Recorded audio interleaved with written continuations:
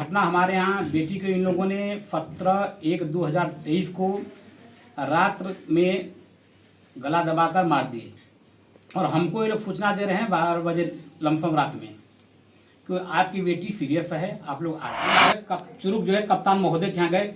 कप्तान महोदय का मैं आभार प्रकट करता हूँ कि उन्होंने जब कहे तो ये FIR लिखे 23 तारीख को और हमको रिसीव दिए हैं 24 तारीख को FIR की नकल। इसके बाद हम पोस्टमार्टम रिपोर्ट मांग कर दें। पोस्टमार्टम रिपोर्ट इन्होंने हमको। उत्तर प्रदेश सरकार में जैसा कि अपराधियों पर बुलडोजर चलाया जा रहा है, बाबा का तो बुलडोजर चलना चाहिए, तो उस पर आप क्या कहना चाहेंगे? सर वो तो जो कर रहे हैं वो ठीक कर रहे हैं, मगर बेटी जो है बचाओ के साथ जो कह रहे हैं तो बेटी के साथ हमारे अन्याय हुआ है, सीधे से उसका मर्डर कर दिया गया है। आज तक अपराधी सरेआम घूम रहे हैं और अपने घर में बैठे हुए हैं। आज तक कोतवाल जो है उनको गिरफ्तार भी नहीं किए। लगभग 2 महीने का लगभग टाइम हो गया है।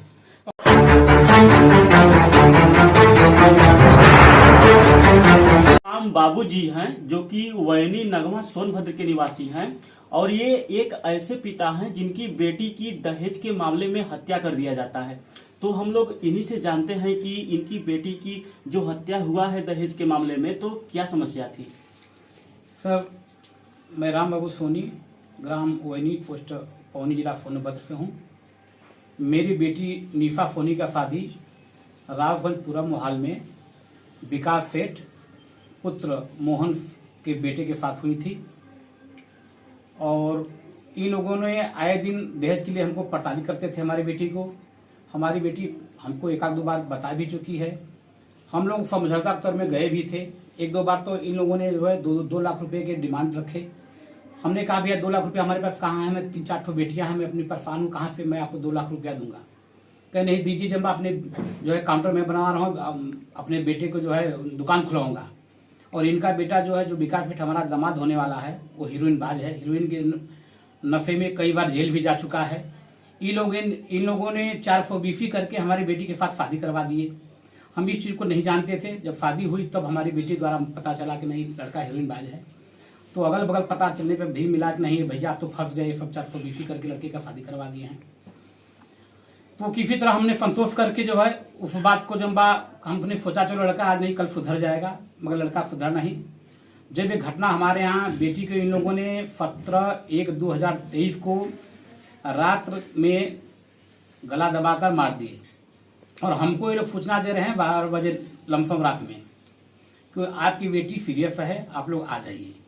तो हमने पूछा किस अस्पताल में है, तो इन लोगों ने कोई जवाब नहीं दिया। तो हमने फिर दोबारा फ़ोन किए कि भाई अगर बेटी सीरियस में है क्या हुआ है इसको। तो इन लोगों ने कहा कि आपके बेटी को ठंडा लग गया है। तो हमने कहा कल तो हमारी बेटी सगाई में मिली ही थी, उसको ठंडा नहीं लगा था, आज कैसे ठंडा लग गया? ठंडा लग गया तो किस हॉस्पिटल का नाम बताइए। तो इन लोगों ने हॉस्पिटल का नाम हमको नहीं बताया। तो फिर जब आप लोग यहाँ से गए थे तो बेटी जो थी आपकी, तो उस किस हालत में आप लोगों को मिली थी? जब हम लोग यहाँ से पहुंचे तो ये लोग जो है दूसरे तल पे अपना बैठ के जब अपना आराम और खुदा कर रहे थे। हमारी बेटी तीसरे मंजिल पे अनाथ इसी तरह जब मृत अवस्था में बेड पे पड़ी मिली थी। हम लोग आनंद फाने में रोने गाने में लगे जब वहाँ से लगे। और इसके बाद हम लोग सोच नहीं रहा हम लोग क्या करें। इसके बाद हमने जब पुलिस को फ़ोन किया, पुलिस वहाँ आई, चौकी इंचार्ज भी आए, 112 नंबर पे फ़ोन किए थे। तो चौकी इंचार्ज भी देखे तो कहे नहीं 99% है कि मतलब इन लोगों का गला दबा के हत्या किया गया है इसका। इसके बाद पोस्टमार्टम रिपोर्ट इसको पोस्टमार्टम करने के लिए लोग ले गए लोढ़ी हॉस्पिटल में।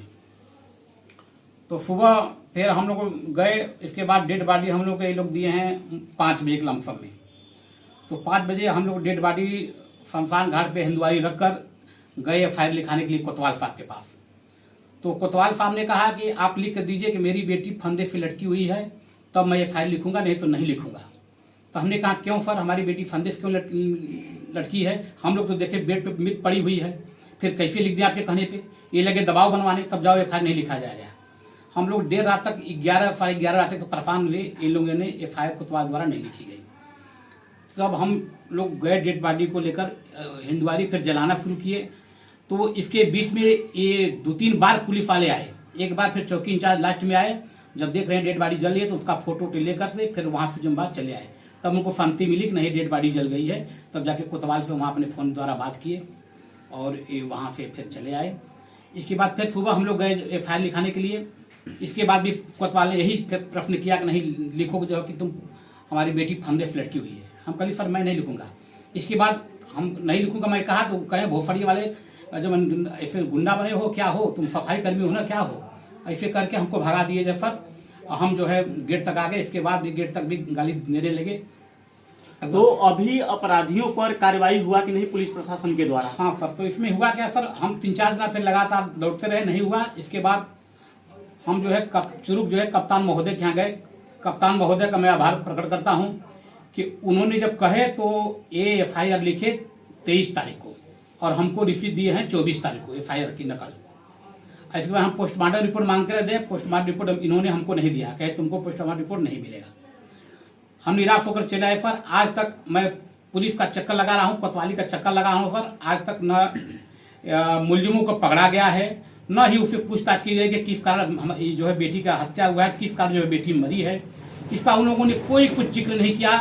3 दिन के बाद उसको बैठाए थे, 3 दिन बाद छोड़ने के बाद FIR लिखे और फिर मैं बार बार पुलिस के चक्कर में फंसा हुआ हूँ। मेरे साथ कोई न्याय नहीं मिल रहा है। उत्तर प्रदेश सरकार में जैसा कि योगी आदित्यनाथ जी हैं वो बेटी बचाओ बेटी पढ़ाओ की अभियान जो चला रहे हैं, तो उस पर आप क्या कहना चाहेंगे? सर इसमें भी 10 क्षेत्र में मैंने फोन किया था, 10 क्षेत्र से कोई रिस्पांस हमको नहीं मिली मुख्यमंत्री हेल्पलाइन से।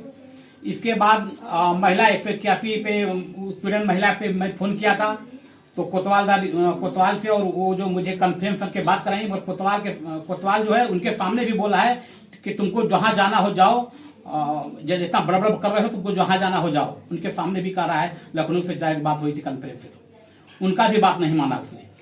आप लोगों ने महिला आयोग में शिकायत किया था तो कह रहे हैं कि उसका भी कोई बात नहीं माना? नहीं माना सर। वहाँ से भी कोई न्याय की नहीं, वहाँ भी कोई हमको न्याय की उम्मीद नहीं मिली। तो जैसा कि अगर सोनभद्र में हम देखें तो सांसद विधायक जी हैं और नगवा ब्लॉक के प्रमुख जी हैं, तो उनसे आप क्या कहना चाहेंगे? नहीं, इन लोगों के पास तो नहीं गए, विधायक के पास गए थे, विधायक द्वारा भी कोई हमको रिस्पांस नहीं मिला। तो उत्तर प्रदेश सरकार में जैसा कि अपराधियों पर बुलडोजर चलाया जा रहा है, बाबा का तो बुलडोजर चलना चाहिए, तो उस पर आप क्या कहना चाहेंगे? सर वो तो जो कर रहे हैं वो ठीक कर रहे हैं, मगर बेटी जो है बचाओ के साथ जो कह रहे हैं, तो बेटी के साथ हमारा अन्याय हुआ है, सीधे से उसका मर्डर कर दिया गया है। आज तक अपराधी सरेआम घूम रहे हैं और अपने घर में बैठे हुए हैं। आज तक कोतवाल जो है उनको गिरफ्तार भी नहीं किए। लगभग 2 महीने का लगभग टाइम हो गया है। तो हम क्या उम्मीद रखें मुख्यमंत्री, माननीय मुख्यमंत्री से मैं उम्मीद करता हूं कि मेरे साथ न्याय करें और मुझे मेरी बेटी के साथ न्याय दिलाने का काम करें। यही मैं उनसे जो है आस लगाए बैठा हूं। मैं उनका आभारी रहूंगा, मुझे न्याय दिलाने में मेरी मदद करें। नेताजी लोग हैं, सांसद विधायक हैं, मंत्री जी हैं, उन लोगों से हम लोग विनती करना चाहते हैं कि एक पिता की दर्द को जरूर समझना चाहिए और ऐसी जो भी बेटियां जो है दहेज के कारण मर रही हैं तो उनके ऊपर न्याय होना चाहिए। जो भाई संसार में लाखों करोड़ पिताओं की बेटी मारी जाएगी, सब इसका जिम्मेदार कौन होगा? इसका जिम्मेदार कौन होगा? देखिए ये एक पिता की दर्द है। इसकी जो भी दर्शक हैं इनकी दर्द को जरूर सुना जाए और सरकार से विनती है कि ऐसे दोषियों को पकड़ करके अपराधियों को जरूर सजा देनी चाहिए। तो हमारा ये प्रयास छोटा सा आप लोगों को कैसा लगा कमेंट करके जरूर बताइएगा।